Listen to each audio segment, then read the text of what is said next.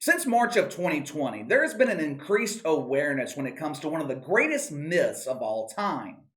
We are fed many myths every day, most of them coming from the mainstream media. One of the newest fantasies that they're pushing: men can have babies.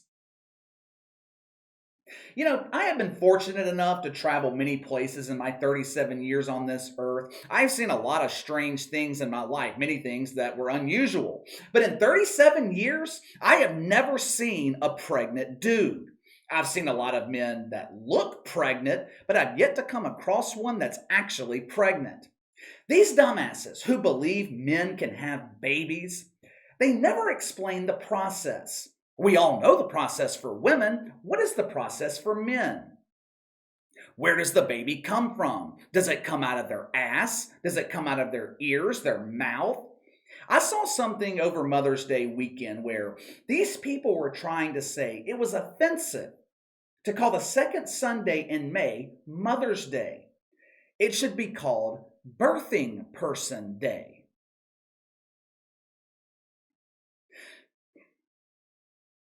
We have a segment of the population that lives in a mythical world. They live in this utopian world that the rest of us who are living in reality just can't relate to. Another one of the myths they have created, what I call the greatest myth of all, is the illusion of safety. It is the responsibility of the government to keep me safe. Police are supposed to keep me safe. It is the responsibility of my employer to keep me safe. No, no, and no. It is the responsibility of you to keep yourself safe. Nowhere in the Constitution does it say that safety is guaranteed or even possible. The motto of police departments around the country: to protect and serve. That is a myth. The police cannot protect you, nor is it their responsibility. Law enforcement is designed to be reactive. It is not proactive. If someone breaks into your house, your wife and kids are asleep, waiting on the cops is not an option. It's your responsibility to protect your own family. Since the advent of the COVID, we have been bombarded with the illusion of safety. Just like most cases, the mainstream media, they don't give you the full story. They don't tell you the hidden aspect behind the true agenda of safety.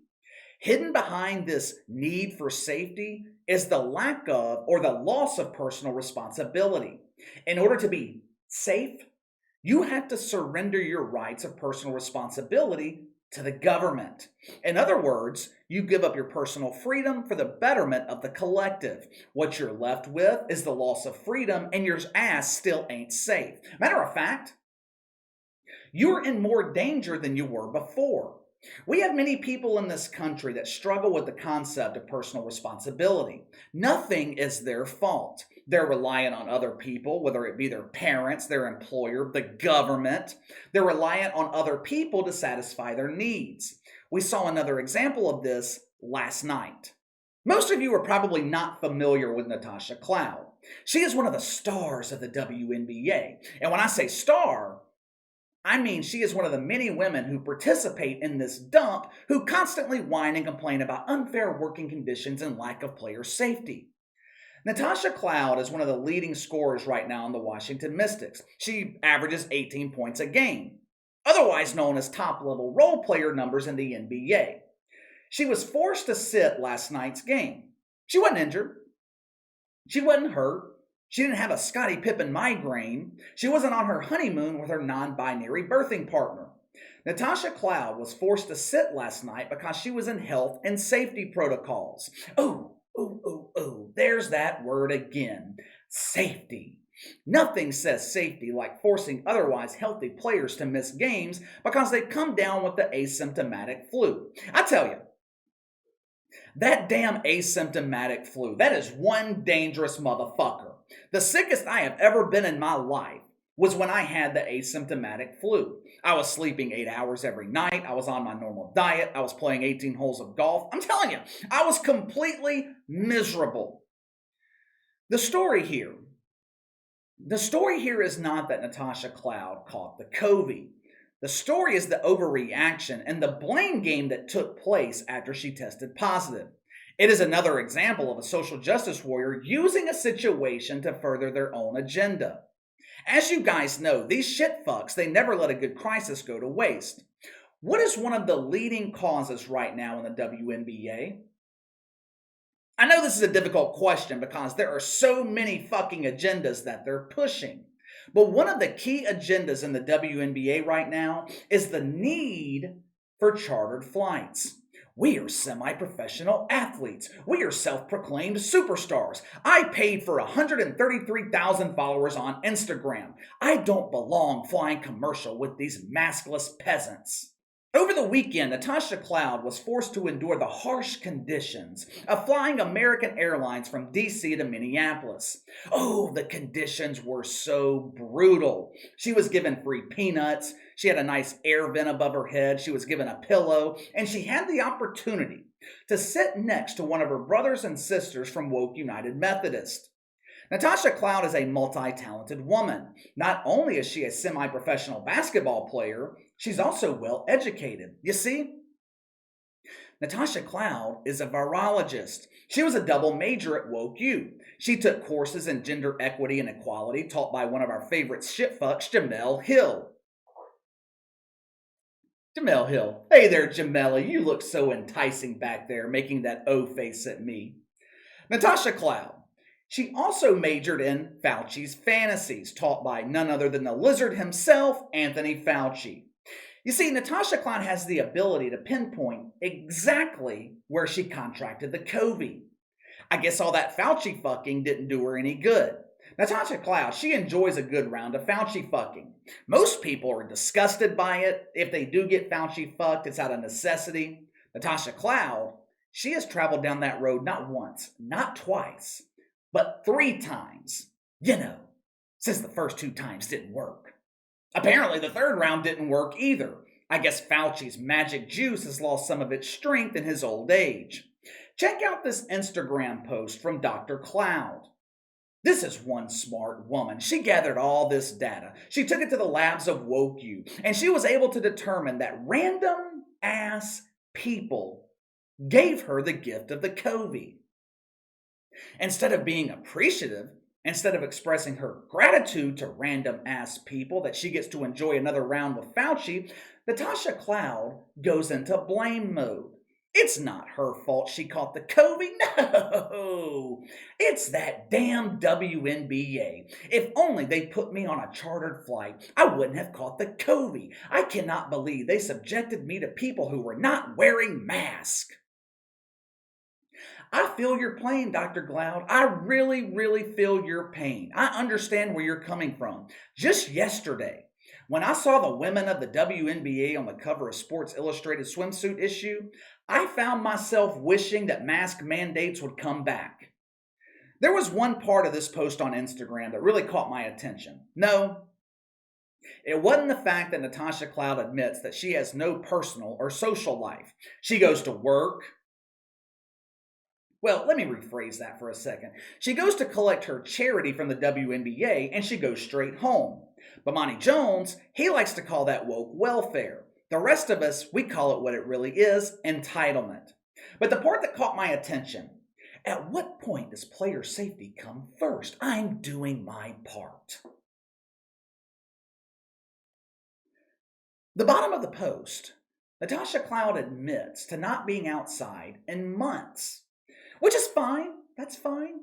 If you want to be afraid of the asymptomatic flu, that is your right. But let me explain something to Natasha Cloud.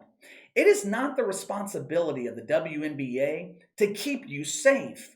If you don't want to leave your house, if you don't want to be subjected to the risk of the COVID, there is a simple solution to your problem.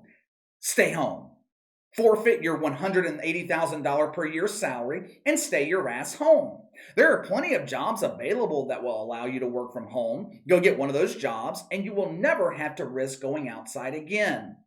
When you signed your WNBA contract, you agreed to take personal responsibility for the inherent risk that come with the job. For example, if you want to become a firefighter, you go into the job with the understanding that you're going to be exposed to fire. If you want to be a nurse, you kind of understand you're going to be around sick people every day. When you sign a WNBA contract, you go into it with the understanding that you could get injured. You're going to have to travel to and from games. You're going to be exposed to the public. Natasha Cloud, other players in the WNBA, they're trying to use this issue to force the league into compliance. They are trying to force the league into paying for chartered flights. It would cost the WNBA $20 million a year to charter their welfare recipients around the country. But I have some breaking news for Natasha Cloud. The league don't have $20 million. Hell, this fucking league doesn't have $20. They cannot afford to put a quarter tank of gas in your car, much less charter a G4 to fly you to an empty arena to play in a game no one's going to watch. Don't take my word for it. Your own commissioner said this 2 months ago. Back in March, WNBA Commissioner Kathy Engelbert, she told players, "We don't have the money for chartered flights. It ain't happening." But you know the logic of the woke. They don't understand money. They don't understand capitalism. They don't understand revenue. They don't understand profit. These are women who have never had to earn money themselves. This league only exists because of generous donations from sponsors and the toxic masculinity of the NBA. Natasha Cloud makes $180,000 a year.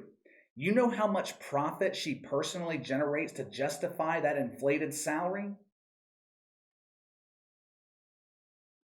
Zero. I have said it before, I'm going to say it again. These women in the WNBA, they are going to complain this league out of existence. You can only play the sympathy card for so long. You can only play on people's feelings for so long. Right now, corporate America, they feel sorry for the WNBA. These women have been forced to deal with misogyny. They have never been given a chance. Never been given a chance? They've had 26 fucking years of chances. When you're being propped up by donations, you don't have the leverage to constantly complain about your conditions. WNBA players, they can get away with it now. Corporations, they're too afraid to pull their money or tell them to be thankful for what they're being given. But what happens when the political and social landscape changes? You're already seeing it beginning to change right now. People are tired of victimization. People are tired of the constant complaining, the cries of fake racism and misogyny. At the end of the day, corporate America is all about money. You're either making money for them or you're not. What happens when the social landscape changes and companies are no longer afraid to pull their support for this dump? I'll tell you what happens. You cease to exist. But let me know what you think. Natasha Cloud blaming the WNBA because she caught the COVID, refusing to accept personal responsibility. Sound off in the comments below. Make sure to like and subscribe. Click the notification bell to receive all notifications from the channel. Best way to contact me is by email at btlkc84@gmail.com, KC_BTL84 on Twitter. I'll see you guys later.